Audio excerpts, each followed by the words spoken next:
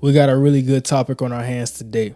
Today we're talking about how did the Dallas Cowboys go into the New York Giants home stadium and flat out dominate. I'm going to try my best to not get too nerdy in this one as we have a great number of plays in which I want to break down. So I'm going to keep the intro short and light because we got a lot of entertaining things we have to talk about, talking about coaches, players, everything within this game. So let's get into it. Let's roll the tape. So I want to make a really bold statement. Something that I haven't heard or saw a lot, because I think that while we always talk about it being the players' week one, I think we also have to come to an understanding that it's also the coaches' week one. Yes, preseason is one thing, but like we say for the players, it's different when you're going against the best of the best. The schemes are a little different. The play calling is a little bit different. The flow of the game is overall different when you're in week one of the NFL regular season. So let's start it off with the kick. How did the New York Giants get their first field goal attempt blocked? They were driving, had a great first drive, and the Dallas Cowboys, shout out to their special teams coach, did some good things in this game. But we have some day one disciplinary things which we have to talk about for the Giants. And I don't know exactly how their special teams unit has their field goal system blocked up, but what we can see right here by the Cowboys, they're loading up the right side of the block. So now we understand our block attempt is coming from the right side of the field, and we have all of these guys overloading right here, and we got three guys to the left side. One thing you never want to do, and I said this in my recap video, you never want to let a guy come inside because that's the closest path to the kicker. When they have the snap interaction, if a guy's coming inside, he can actually always block the kick. If we have a guy, and I talked about this as well, when they're coming off of the edge, the time to get to the kicker, our snap to kick operation has to be faster than the guy who can come furthest off of the edge. And I think that this is what they had, but you have to block down. And I said that I don't really know what their blocking scheme is for the New York Giants, but I think that this is not even with blocking schemes. It's basic technique when blocking on field goal kicks. You have to step down, and you get that outside guy with your outside free arm. I didn't see that by this tackle. So we see that he's blocking the furthest guy outside, and number 31, Thomas, shout out to him. He had a big game. He's coming straight through the inside, blocks this kick, and then you have the return. Want to see some more effort, but it's really not a lot of guys to get to number 19 on this play. So you have the return, but really, like I said, it's a fundamental thing. Step down, punch with your outside arm, and you don't have these problems. That's from a lot of these guys right here on the inside with the special teams unit. Nobody cares about special teams until it's time to care about it. So the reason that I say I think it's also week one for the coaches and not only the players, I saw them put some of these guys in certain positions that maybe in mini camps, training camp, OTAs, they showed that they can block against very good defensive linemen in these situations in which they were put in. However, what I saw is that it's a learning experience for the players and it's a learning experience for the coaches. We understand that if we go against a defensive line like the Dallas Cowboys, we can't block it the same. And I don't think in the second matchup they're going to block it the same. But right here, you're getting Micah Parsons essentially in a one-on-one with your right guard. Something you never, ever, ever want to do.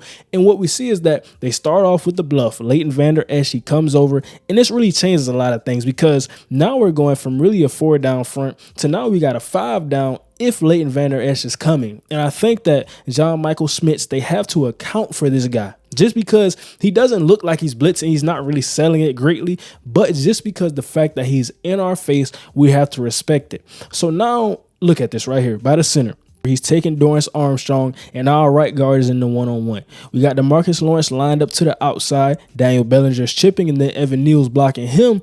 But like I said, I'm just wondering, how can this be called in a situation like this? I understand trying to get to the check down, but I think that you really have to step up and then take Micah Parsons on right here. We understand the matchup and we know that he's not going to win that. So I step up, I put my body on the line and I'm getting in front of Micah, but that doesn't happen. And I'm not really blaming this on Saquon Barkley, but it's different ways that this could have been blocked. That's all I'm saying. I understand what their scheme was trying to do, but I think that if they did some different things, if they slide the protection to the right side of the field, you can now have a better situation to block these guys. I think that's something we have to look at.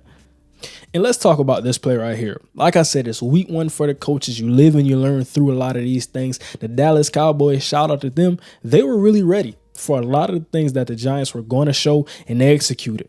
Now, I think you're really in a tough position when you're running cover one right here like the Giants are, and you got a Dory Jackson matchup on CeeDee Lamb.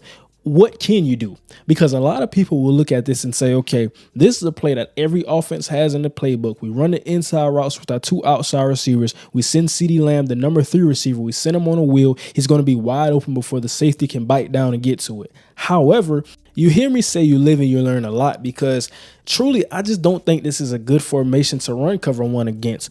Understand that if you press the 2 outside corners and then you back off of Dory Jackson into an off alignment, now they can run screens. They love to run those screens with CeeDee Lamb, so that opens you up to that. And then you're in a one-on-one. And Dory has to make a tough open field tackle. That's not really a great solution. And I fully understand Wink Martindale, his mindset of taking it to the offense and not really backing down, playing off this off coverage. But in certain situations, I think just dial it back just a little bit, because this is really a tough situation. In a formation like I alluded to, I just wouldn't do it right here. And you see that CeeDee Lamb gets the big time gain. Now they're in scoring position. They go down, kick a field goal. They got 9-0. And I want to show you guys this play in the wide view before we get into the tight view, because right here, I think this play is called up for Waller. I can tell by really the route at the top, he's not running the best route.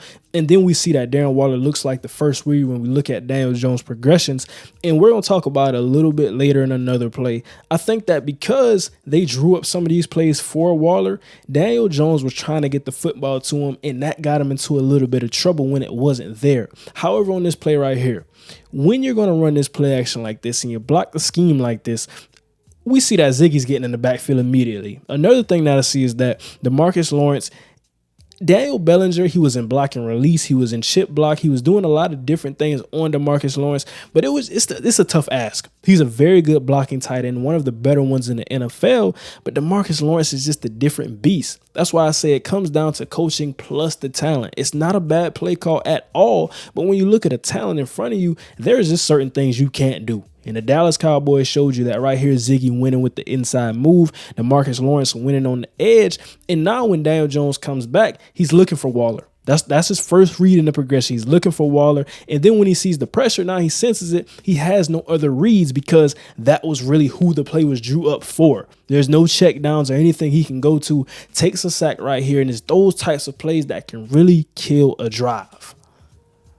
And listen, I have no problem with the New York Giants trying to get Darren Waller involved. But I'm going to be honest, one thing that I can say that I saw on the football field, it felt like when they drew up a play for Darren Waller and Darren Waller wasn't open like he was supposed to be, Daniel Jones kind of froze. We see that with some of the pocket mobility. We see that with some of the other things. I think that you have to understand Darren Waller, the other team going against you, they know that that's your go-to guy. So they're knowing that you're drawing up plays just for him, and it's not always going to be there. You have to have a backup plan. And it seemed that if he couldn't scramble, he really didn't know where to go within his progression. Right here, though, we see it. This is the play where Saquon Barkley had the fumble, Deron Bland with the pick 6. And it's the same type of play, the same type of Tampa 2 look in which you saw in the last play. That's what Dan Quinn dialed up again. I told you it's not anything exotic. He just uses his talent, and he's saying that he's better than the offense in front of him. Right here, you have to know, if we throw this ball to our check down, Trayvon Diggs has the potential to drive down on it because he's playing the flat. Now, if you take the whole shot, I have no problem with it. You know, if you don't want to take that, go somewhere else. But like I said, it's one thing to look at it and say, this is really a high risk play in the totality of it. I understand Saquon Barkley, for everything it's worth, a top 3 running back in the game, but you have to understand there's also the possibility that this could go very wrong because they're in this Tampa 2 look.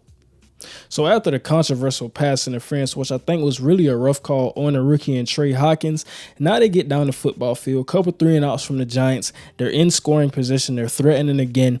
And when we talk about the run game, because the Dallas Cowboys, they ran and they milked the clock. This was not a big-time passing game from Dak Prescott, and it's not because he can't throw the football. The game didn't call for it. What we saw from the New York Giants, though, I think that I want to say one thing. In regard to Leonard Williams, if you're going to let Tyron Smith block down and still hook you, then we have a problem. There is no way that we should let this tackle cross face and then get inside of us. We have to come off the football and understand now with Dexter Lawrence, this is a really bold scheme. You're single blocking him, but now all the running back and Dowdle has to do, he's reading that center, understands where the penetration is coming from, comes off of the tail. Now he's in open field. And it's tough if you're the linebacker, because we look at Micah McFadden, we look at Bobby Orike. What can they really do? That's Tyler Smith and Zach Martin running at you one-on-one. I'm going to be honest. Fred Warner is not making this play right here. So you have a gashing running lane in this tough position that you put yourself in. I think that they have to clean up the run defense because last year it was one of the problems. I think that in pass coverage, pretty solid from what I saw. But when I look at things like this, there's something there schematically that has to be cleaned up within the run game. And you brought in Bobby Orike, Micah McFadden. I like him. He's a young guy. But these are the type of plays. You can't have these gashing, wide open run lanes and having everyone getting single blocked in the run game. And following this drive, this is yet another drive where the Dallas Cowboys go down and get 3. But when the New York Giants get the football back, Daniel Jones throws a boneheaded interception to Stephon Gilmore. That was not something I saw on film from Daniel Jones last year. He wouldn't have threw that football. All he had to do was throw it away as he was running to the sideline, did not choose to do that. However, when the Dallas Cowboys got the football back, they went down, scored with Tony Pollard. But as we get back to the film, this is a play that I want to look at. And it hurts me to say this because I love Evan Neal. He was a true dog at Alabama, but I don't know what has happened. And I think it's time to have this conversation truly because where's the development? He was getting beat in this game. Certain things, this has to be better.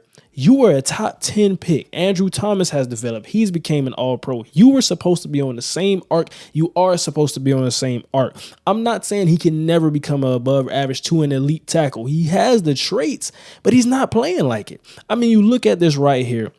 As they draw up the play, what I'm seeing is that he's just getting beat off the football. It's not like he's going. This is not Micah Parsons right here. This is Dorrance Armstrong once again. He had a very good game for the Cowboys. Shout him out as well. But, I mean, you look at this right here. All he does is rip through. Now, Evan Neal doesn't have great balance right here. He's extremely wide with his punch. Terrible technique for an offensive tackle in the NFL.